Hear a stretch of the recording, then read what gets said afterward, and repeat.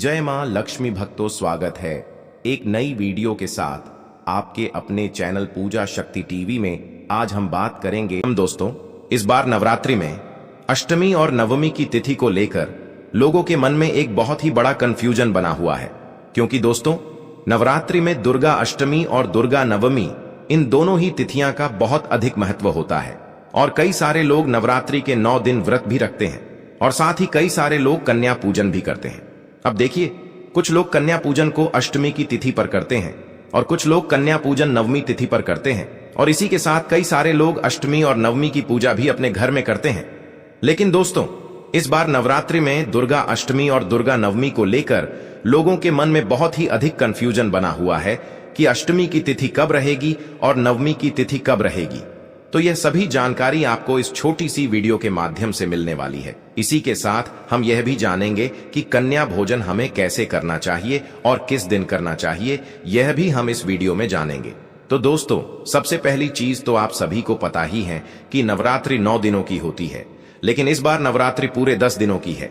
इसीलिए दुर्गा अष्टमी और दुर्गा नवमी को लेकर लोगों के मन में बहुत अधिक कंफ्यूजन बना हुआ है। तो दोस्तों, बिल्कुल ध्यान पूर्वक समझिए, क्योंकि इस बार अष्टमी की जो तिथि है नवरात्रि में, वह 29 सितंबर को शाम 4:32 पर शुरू होगी और इसका समापन 30 सितंबर को शाम 6:06 पर होगा। अब दोस्तों, उदया तिथि के अनुसार यदि देखा जाए तो इस बार अष्टमी की तिथि 30 सितंबर 2025 मंगलवार को ही मान्य होगी, तो 30 सितंबर को ही दुर्गा अष्टमी की तिथि रहेगी। इस बात का आपको ध्यान रखना है।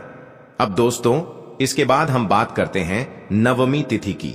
तो दोस्तों, इस बार नवमी की जो तिथि है वह 30 सितंबर को शाम 6:06 से शुरू होगी।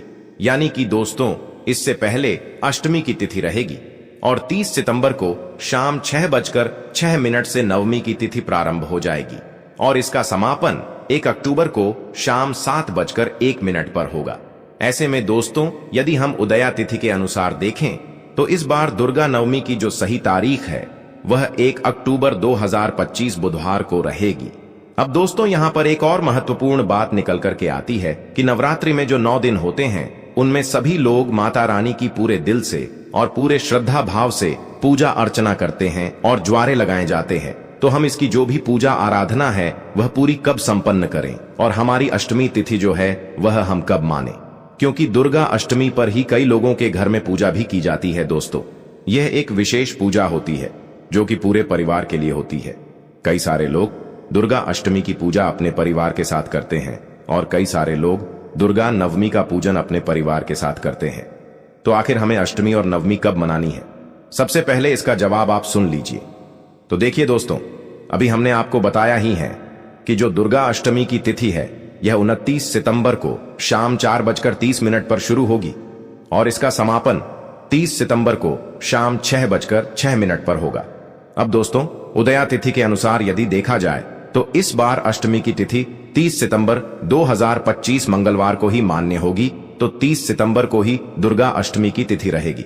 अब दोस्तों, जो भी लोग दुर्गा अष्टमी पर कन्या पूजन करते हैं तो उन्हें 30 सितंबर को सुबह से लेकर दोपहर 12 बजे से पहले ही कन्या पूजन कर लेना चाहिए, क्योंकि दोपहर 12 बजे के बाद कन्या पूजन करना शुभ नहीं माना जाता है। देखिए, यदि आप दोपहर 12 बजे बाद भी कन्या पूजन करना चाहे तो कर सकते हैं, इसमें भी कोई दिक्कत नहीं है, पर नियम के अनुसार दोपहर 12 बजे तक कन्या पूजन हो जाना चाहिए। तो जिन लोगों को अष्टमी की तिथि जाननी है वह ध्यान से सुन लीजिए कि इस बार 30 अक्टूबर को दुर्गा अष्टमी रहेगी। तो जिन लोगों के यहाँ पर अष्टमी की पूजा होती है, साथी जो भी लोग अष्टमी पर ही कन्या पूजन करते हैं, तो उन्हें 30 सितंबर को ही यह दोनों कार्य करना है। तो जो भी लोग अष्टमी का पूजन करते हैं तो वह रात्रि के समय भी अष्टमी का पूजन कर सकते हैं, क्योंकि इसी दिन अष्टमी की तिथि रहेगी। इसके बाद में दोस्तों, जो भी लोग कन्या पूजन और कन्या भोजन इस दिन कराना चाहते हैं तो वह कर सकते हैं, क्योंकि 30 सितंबर के बाद अष्टमी की तिथि मान्य नहीं होगी। तो 30 सितंबर के दिन आप लोग अपना जो कन्या भोजन है, कन्या पूजन है, वो कर सकते हैं। और कन्या पूजन जो है वो आप लोगों को सुबह से लेकर दोपहर के समय के बीच बीच में अपना संपूर्ण कर लेना है। अब दोस्तों, कन्या पूजन या कन्या भोजन के लिए आपको मुख्य रूप से 9 कन्याओं को आमंत्रित करना होता है और इन्हीं 9 कन्याओं के साथ में आपको एक छोटे से बालक को भी इस कन्या पूजन में जरूर ही आमंत्रित करना चाहिए। और दोस्तों ध्यान रहे कि इस कन्या पूजन में आपको 1 साल की कन्या को लेकर के नहीं आना चाहिए। आप चाहे तो लेकर आ सकते हो, उसकी सेवा कर सकते हो, लेकिन आपको कभी भी 1 वर्ष की कन्या को कन्या पूजन में शामिल नहीं करना चाहिए।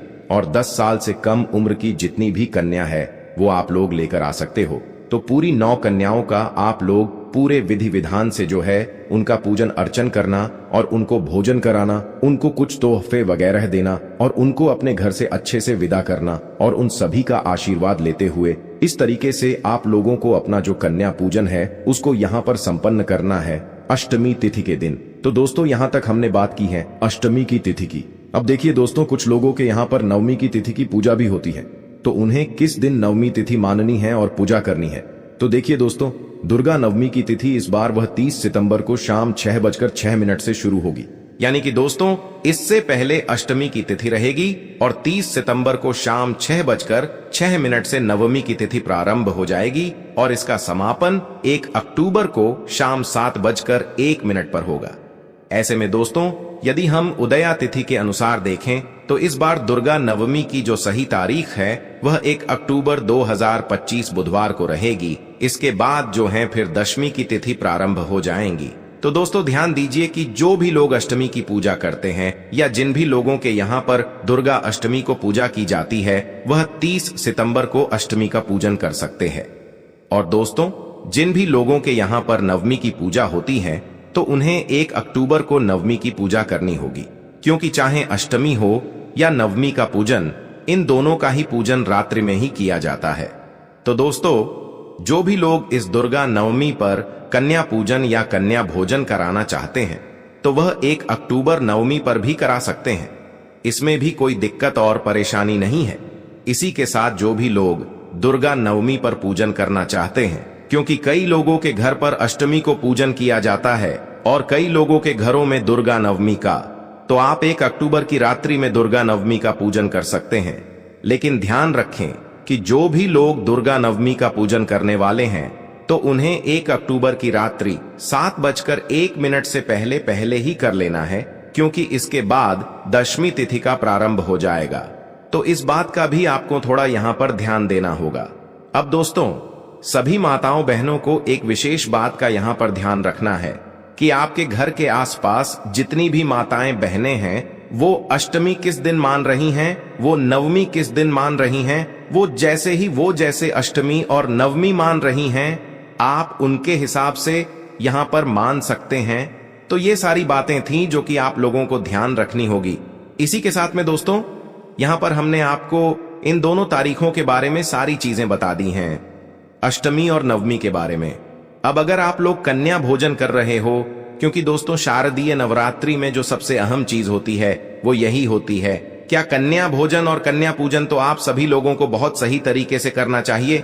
अगर आपने यह सही तरीके से कर लिया तो आपके नवरात्रि के 9 दिन भी सफल हो जाते हैं और आपको सारे व्रतों का यहाँ पर फल भी मिल जाता है।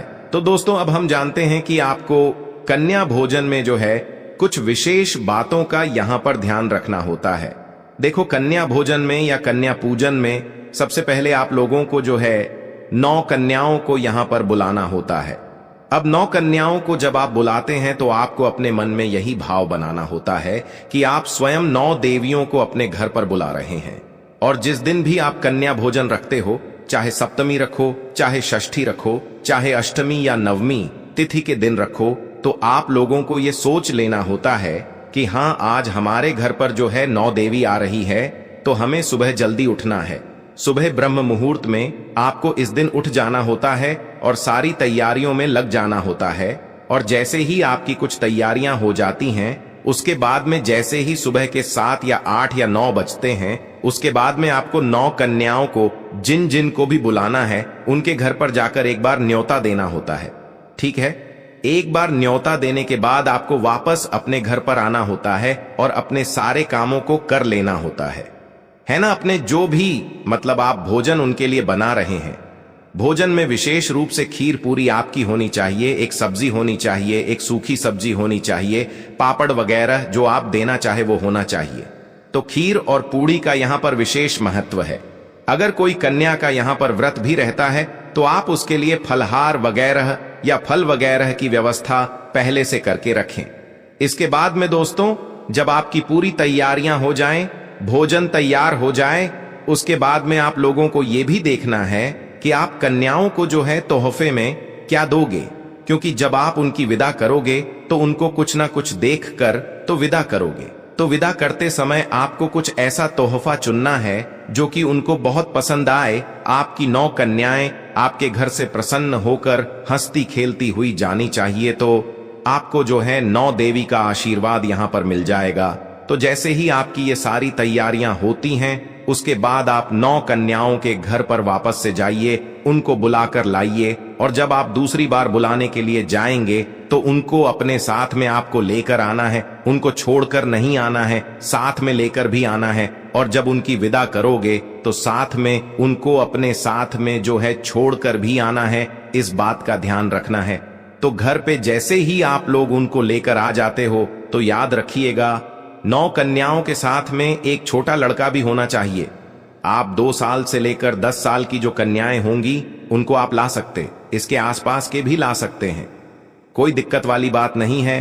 तो घर पर लाकर उनके पैर धुलवाकर जो है उनकी सेवा करके आप उनको जो है आसन लगाकर बैठाए और उनके सामने भोजन की जो थाली है वो रख दीजिएगा, भोजन की थाली रख दीजिएगा, उनको भोजन कराइए, उनसे कहिए आराम से भोजन करिए, कोई जल्दबाजी नहीं है। आपके सामने 9 देवियां बैठी हुई हैं, आप ऐसा मानकर उनको भोजन कराइए। जैसे ही उनका भोजन हो जाता है तो उनके हाथ वगैरह धुलाकर उनको एक अच्छी जगह पर वहीं पर बैठा दीजिए, या तो कहीं दूसरी जगह पर आप लोग बैठा दीजिए। बैठाने के बाद उनके पैरों में माहौर वगैरह लगाइए, उनको चुनरी उड़ाए, उनकी जो भी आप सेवा करना चाहें, पैर धोना चाहते हैं, पैर पढ़ना चाहते हैं, आशीर्वाद लेना चाहते हैं, वो सारे काम कर लीजिए। अपने घर के सभी सदस्यों से कहिए कि सभी लोगों के जो है पैर जरूर छुए, और जो छोटा लड़का है उसके भी आपको पैर जरूर छूने हैं, इस बात का ध्यान रखना। तो सभी 9 देवियों से आपको आशीर्वाद लेना है। आशीर्वाद लेने के बाद जब आप उनकी विदाई करें तो उनको जो है कुछ कुछ तोहफे आपने लिए हो, चाहे पेंसिल ले लो, चाहे रबड़ ले लो, चाहे कट्टर ले लो, कोई भी एक चीज जो कि उनको इस समय बहुत अच्छी लगे है। तो आप लोगों को क्या करना है, विदाई करने से पहले उनको कुछ समय वहीं पर बैठे रहने देना, उनको खेलने देना है, यानी कि अच्छे से खेलने देना। जब उनका मन भर जाए, खेलते खेलते खुश हो जाए, वो अच्छे से प्रसन्न हो जाए, उसके बाद आप उनकी विदाई की तैयारी करना। उनको जो भी आप तोहफे देना चाहती हैं वो उपहार दीजिएगा और एक एक कन्या को अपने घर तक छोड़कर आइएगा। उसके बाद में आपको ये कन्या जो पूजन है, कन्या भोजन है, ये सफल होता है, जो कि आप लोगों की शारदीय नवरात्रि में आपको करना है। अगर इस कन्या पूजन से जुड़ा हुआ या अष्टमी नवमी तिथि से जुड़ा हुआ अगर आपके मन में अभी भी कोई प्रश्न है तो उसे आप हमसे कमेंट करके पूछ सकते हैं।